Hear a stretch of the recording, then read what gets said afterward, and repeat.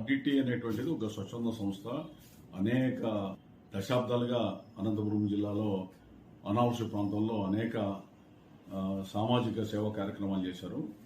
కూడు గూడు గుడ్డ అంటే హౌసింగ్ కానీ, ఆనాడు బావులు రైతులు తవ్వుకుంటే గోధుమలు ఇవ్వడం, ఇలాంటివి ఎన్నో కార్యక్రమాలు. అంటే ఈ రోజు ప్రభుత్వాలు ఏది ఆలోచిస్తుందో 50 ఏళ్ల కిందట ఆలోచించినటువంటి విన్సెంట్ ఫెర్రర్ గారు ఒక సామాజిక ఉద్యమ నేతగా, మానవతావాదిగా, మదర్ తెరెసా లాగా అనంతపురం జిల్లా ప్రజలను ఆయన్ని కోరుకునే పరిస్థితి. ఆయన కులం లేదు, మతం లేదు, మానవాతీతమైనటువంటి వ్యక్తిగానే ప్రజలు పరిగణిస్తూ ఉన్నారు నేటికి కూడా. ఇందులో ప్రధానంగా ఆర్డిటి హాస్పిటల్, బత్తలపల్లి, కళ్యాణదుర్గం, కనేకల్ లాంటి హాస్పిటల్లో కేవలం అంటే ఆ యొక్క పరికరాల కోసం తీసుకుని ఉచితంగా చేసేటువంటి పరిస్థితి.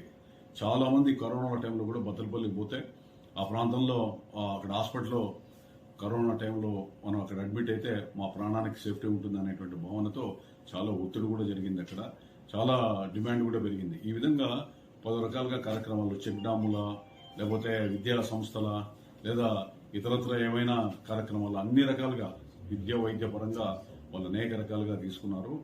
నిజంగా ఒక సమాంతర ప్రభుత్వంగా ఈ జిల్లాలో, ఇతర జిల్లాల్లో కూడా నడిచింది. 6-7 జిల్లాల్లో ఈరోజు వాళ్ళకు నిర్మాణాత్మకమైనటువంటి పాత్ర వాళ్ళకుంది.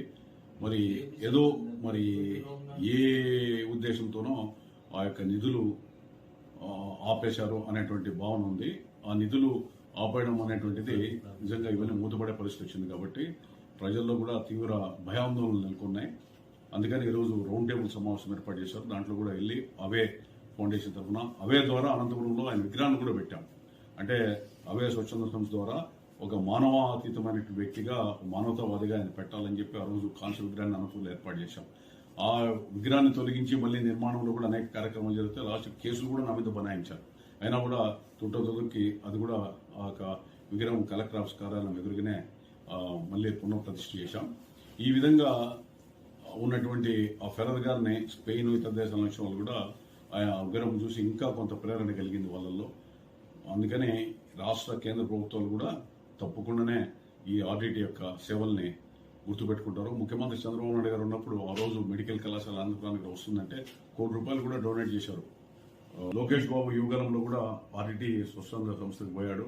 ఆ చేసేటువంటి సేవలు ఎట్లా, ఏ విధంగా ఉన్నాయి కూడా ఆ రోజు కూడా వాళ్ళ వివరాలు తెలుసుకున్నారు. కాబట్టి తప్పకుండా ఈ రాష్ట్ర ప్రభుత్వం, అదేవిధంగా తెలుగుదేశం పార్టీ ఈ విన్సెంట్ ఫెర్రర్ యొక్క కార్యకలాపాలు కొనసాగాలని కోరుకుంటారు. చాలా మంది ప్రజా సంఘాలు, మేధావులు కూడా అదే కోరుకుంటున్నారు. కేంద్రం దృష్టి కూడా తీసుకుని పోతాం. భవిష్యత్తులో ఈ అర్ధాంతరంగా ఆగిపోవడానికి వీలు లేకుండా నిరంతరం కొనసాగే రీతిలో మా వంతు ప్రయత్నం కూడా